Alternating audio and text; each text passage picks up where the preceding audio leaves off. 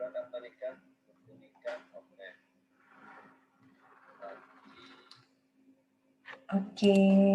baik. Selamat pagi Bapak Ibu sekalian. Berikut adalah video tentang penggunaan aplikasi MySAPK untuk pemuktahiran data mandiri. Mudah-mudahan video ini bisa memudahkan Bapak Ibu dalam melakukan proses pemuktahiran data mandiri. Sebelumnya, kita bisa melakukan login melalui web, ya, karena saya mencontohkan melalui web di MySAPK BKN Go ID, ya. Bapak Ibu bisa melakukan login dengan user password yang sudah Bapak Ibu setting sebelumnya. Kita mulai dengan proses login. Nah, di sini kalau instansi Bapak Ibu sudah diberikan jadwal untuk melakukan pemuktahiran data mandiri, Bapak Ibu bisa langsung melakukan updating data mandiri di menu pemuktahiran data mandiri. Pertama, kita pilih menu atau tombol lengkapi data mandiri. Ya, kemudian yang pertama kali Bapak Ibu harus lakukan adalah memilih unit verifikasi. Jika pilihan unit verifikasi ini belum ada, Bapak Ibu belum bisa melakukan pemuktahiran data mandiri. Pilihan unit verifikasi ini dilakukan oleh admin. Jadi admin akan melakukan setting unit-unit mana saja yang di-set sebagai unit verifikasi. Nah, pertama saya akan memilih unit verifikasi saya dulu. Kalau Bapak Ibu lihat, di sini ada 12 riwayat yang harus dimuktakhirkan datanya. Namun tidak semua riwayat ini harus Bapak Ibu muktahirkan jika memang Bapak Ibu tidak punya riwayatnya. Seperti contoh, saya tidak memiliki riwayat peninjauan masa kerja. Ya, kalau saya tidak memiliki riwayat peninjauan masa kerja, maka saya bisa langsung melakukan klik saya tidak memiliki data pemuktahiran peninjauan masa kerja. Ya, lalu akan dikonfirmasi apakah Anda yakin? Iya. Nah, nanti otomatis di kondisi depan kita sudah langsung di-set selesai karena kita tidak memiliki datanya. Berikutnya lagi misalnya saya tidak punya organisasi, ya. Contohnya saya tidak punya riwayat organisasi. Saya tinggal melakukan klik saya tidak ada data riwayat organisasi. Lalu dikonfirmasi, ya. Nah, ini hanya Bapak Ibu lakukan jika memang Bapak Ibu tidak punya riwayat terhadap riwayat tersebut, ya, tidak memiliki data terakhir terhadap riwayat tersebut. Untuk riwayat yang lain, Bapak Ibu cukup melakukan updating satu data terakhir atau menambahkan satu data terakhir terbaru jika memang data yang ada di dalam MySAPK ini belum terupdate. Kita mulai dari riwayat ubah profil. Riwayat ubah profil ini bisa Bapak Ibu lakukan berkali-kali, ya, karena ini bisa jika ada perubahan alamat, nomor telepon, Bapak Ibu bisa langsung melakukan perubahan di sini. Yang pertama adalah terkait foto, Bapak Ibu bisa melakukan unggah foto. Jika sudah selesai, Bapak Ibu bisa melakukan simpan, ya. Oke, setelah profil bersih, oke. Nah, kemudian Bapak Ibu bisa melengkapi nih alamat domisili, nomor telepon, nomor handphone, sama email dinas jika memang data yang ada di sini itu belum sesuai. Saya akan mencoba mengupdate email dinas saya.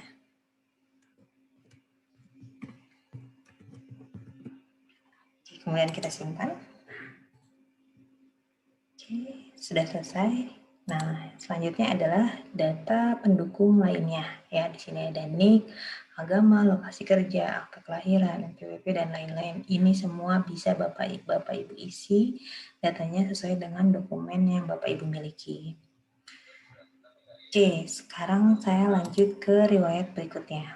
Ya, untuk riwayat pangkat dan golongan, di sini Bapak Ibu bisa lihat jika riwayat pangkat dan golongan Bapak Ibu sudah sesuai dengan data yang terakhir, misalnya kita bisa melakukan ubah data. Jadi untuk membuat status belum selesai menjadi data tersebut selesai, Bapak Ibu tetap harus melakukan updating satu data terakhir ya. Kalau di sini kita lihat datanya sudah sesuai semua, saya klik lanjutkan. Di sini saya diminta untuk mengunggah dokumen SKKP, ya saya unggah dokumen SKKP saya, dan upload file dokumen pertimbangan teknis, tapi ini sifatnya opsional. Jadi karena saya tidak memiliki dokumennya, saya tidak melakukan unggah dokumen ini. Lalu kita klik lanjutkan. Nah, di sini Bapak Ibu bisa melihat datanya, ya data-data. Jika ini sudah sesuai datanya, kemudian dokumen yang diunggah sudah sesuai, kita bisa melakukan klik, saya menyatakan bahwa data yang saya input ini benar. Ya, jadi memang data yang kita input ini sudah sesuai dengan data yang kita miliki. Kemudian kita klik kirim. Oke, update data sudah selesai, maka di sini statusnya akan menjadi selesai. Saat dia statusnya selesai, Bapak Ibu sudah tidak bisa lagi melakukan proses updating maupun penambahan data. Ya, karena untuk pemutahiran data mandiri ini kami hanya akan menggrab data yang terakhir saja, baik berupa update maupun berupa penambahan data. Setelah pemutahiran data mandiri ini, nanti selanjutnya MySHPK ini akan dibuka terus. Jadi di tahun depan Bapak Ibu bisa melakukan updating data sendiri, kemudian nanti akan diverifikasi oleh teman-teman di instansi. Kemudian kita ke riwayat selanjutnya. Di sini ada riwayat pendidikan. Ya, kita coba klik. Nah, di riwayat pendidikan ini saya mau mencoba menambahkan data, ya, misalnya saya melakukan proses penambahan data baru yang, saya sudah punya S3 doktor.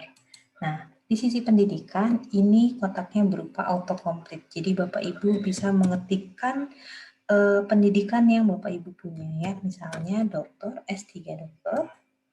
Kemudian nama sekolah. Untuk nama sekolah saya sarankan untuk tidak melakukan penyingkatan ya. Jadi kalau memang lulusan misalnya Universitas Gunadarma, Universitas Gadjah Mada, itu silahkan dituliskan Universitas Gadjah Mada. Jangan disingkat UGM atau Universitas Indonesia sebagai UI. Kemudian kita mengisi tahun lulus ya. Saya isikan tahun lulus saya. Kemudian tanggal lulus sesuai dengan ijazah, lalu nomor ijazah, gelar depan jika ada, atau gelar belakang. Nah, kalau karena dokter, kita buat gelar depannya dokter. Kemudian kita lanjutkan. Nah, di sini kita diwajibkan untuk melakukan unggah file dokumen SK pencantuman gelar. Ya, ini berlaku untuk pendidikan yang bukan pendidikan pertama. Ya, kalau dia pendidikan pertama, kita tidak perlu ini karena emang itu bawaan sewaktu kita diangkat menjadi CPNS. Tapi jika itu bukan pendidikan pertama, kita diwajibkan untuk melakukan upload file dokumen SK pencantuman gelar. Oke, kita tambahkan dokumennya, kemudian file ijazah, transkrip nilai, karena tidak ada tulisan opsionalnya, berarti ketiga dokumen ini sifatnya wajib ya. Kemudian kita lanjutkan. Nah, di sini kita akan melakukan pengecekan data. Jika sudah sesuai, saya klik, saya menyatakan bahwa data yang saya input benar, lalu kita kirim. Oke, tambah pendidikan sudah berhasil. Statusnya berubah menjadi selesai. Nah, riwayat berikutnya adalah riwayat jabatan.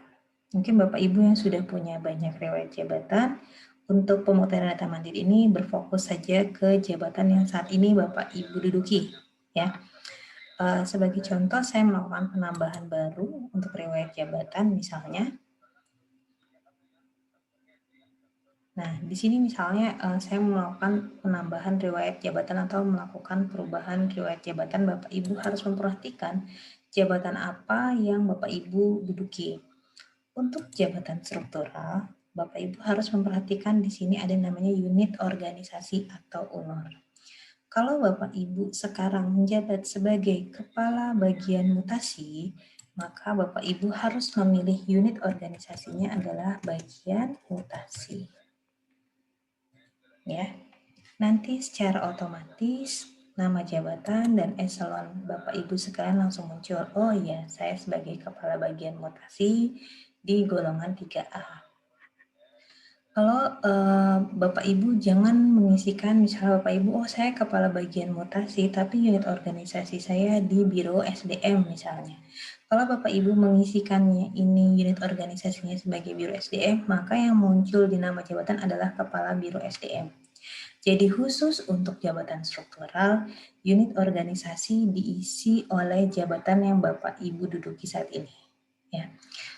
Kemudian diisikan perintah jabatan, pelantikan, nomor surat keputusan, dan tanggal surat keputusan. Sedangkan untuk jabatan fungsional tertentu misalnya, nah unit organisasinya ini kita bisa pilih misalnya direktorat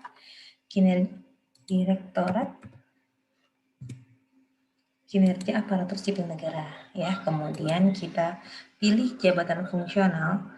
Kotak ini akan menampilkan tabel referensi nama-nama jabatan fungsional. Jadi Bapak Ibu misalnya jabatannya analis kepegawaian bisa mengetikkan kepegawaian ya.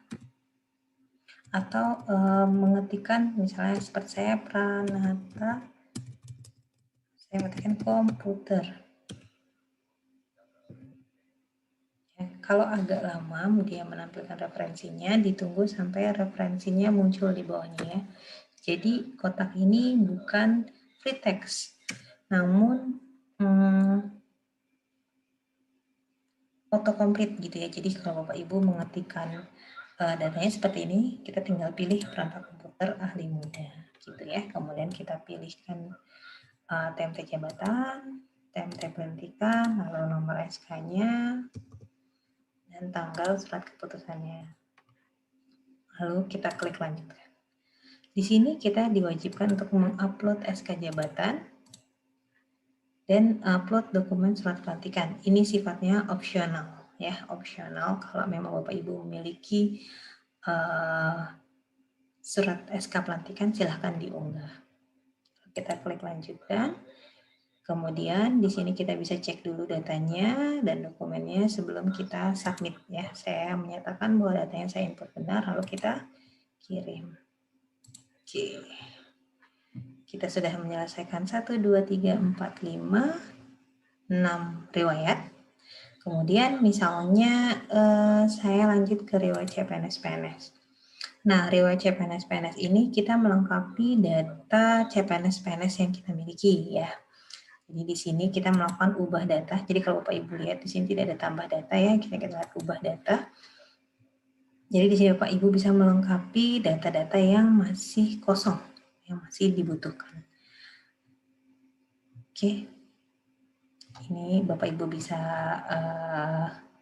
isikan. Nanti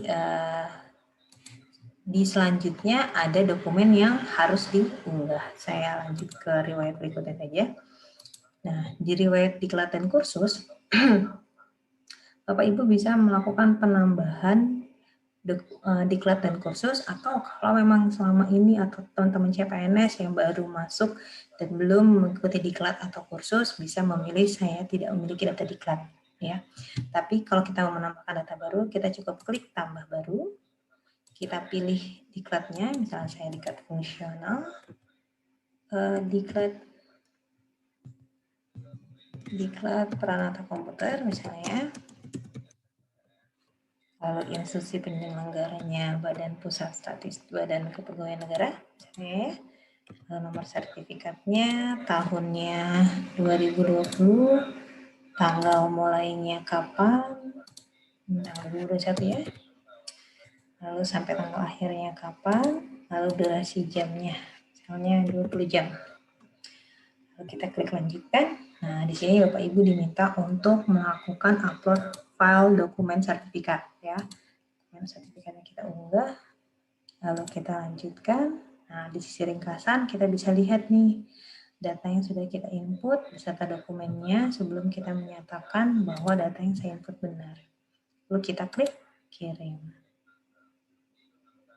Oke. Nah, datanya sudah selesai. Kemudian kita lanjut ke riwayat keluarga. Di riwayat keluarga ini kita bisa menambahkan data orang tua, data pasangan, dan data anak ya. Jadi misalnya teman-teman CPNS atau teman-teman yang belum menikah itu bisa menambahkan data orang tua. Bisa kita klik tambahkan data. Ya, karena data orang tua ini bisa kita gunakan jika ada CPNS yang tewas dalam tugas ya, tewas dalam tugas maka dan dia belum menikah, maka nanti pensiunnya akan diterima oleh orang tuanya. Nah, di sini Bapak Ibu tinggal menginputkan dia statusnya bukan PNS atau PNS ya. Kalau PNS diminta untuk memasukkan NIP-nya. Bapak Ibu bisa melakukan inputan.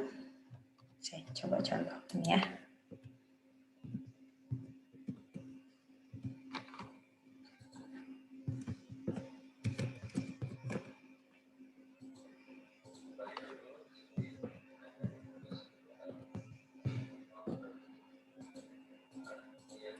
Nomor dokumen.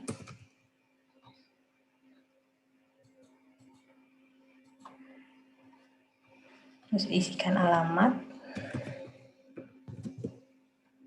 nomor handphone.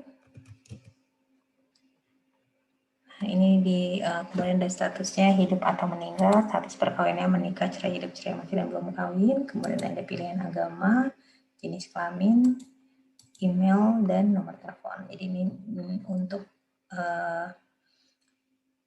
data keluarga, ini Bapak Ibu bisa langsung menambahkan di menu pemutahiran data mandiri keluarga.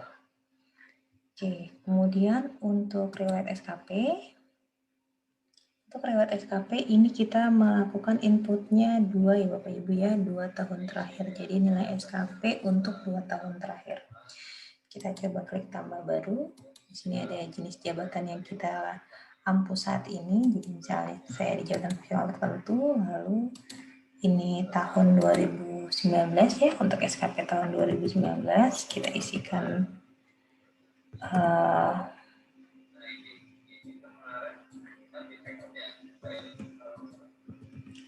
data-datanya. Nah, untuk data penilai dan data penilai itu kita free text ya. Jadi di sini free text Bapak Ibu bisa melakukan pengetikan data ya, atau melakukan updating data jika memang datanya belum ada.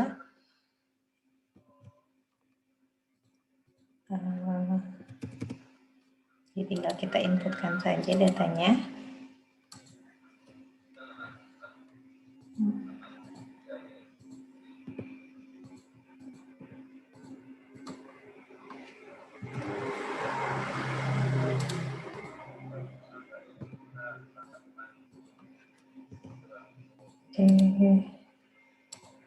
Kemudian kita lanjutkan. Ya, di sini kita diminta untuk realisasi SKP-nya. Kita lanjutkan. Nah, di sini kita akan melakukan pengecekan data ya. Lalu kalau sudah, kita kirim. Oke. Nah, di sini kemudian setelah riwayat SKP, kita akan ada riwayat penghargaan. Nah, di sini kalau Bapak Ibu mau melakukan updating data, misalnya saya sudah punya riwayat karya saya 10 tahun, Bapak Ibu bisa melakukan ubah data. Ya, kita mengisikan tanggalnya dulu, kemudian kita melakukan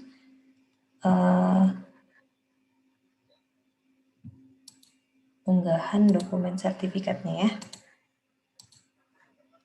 Oke, kita lanjutkan. Oke, kita nyatakan bahwa sudah benar. Kirim. Oke. Penghargaan selesai, organisasi selesai, kemudian CLTN.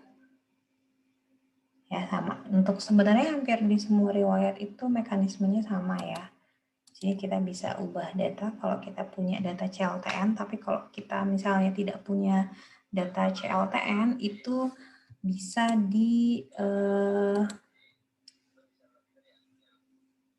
dinyatakan bahwa kita tidak punya data CLTN-nya ya.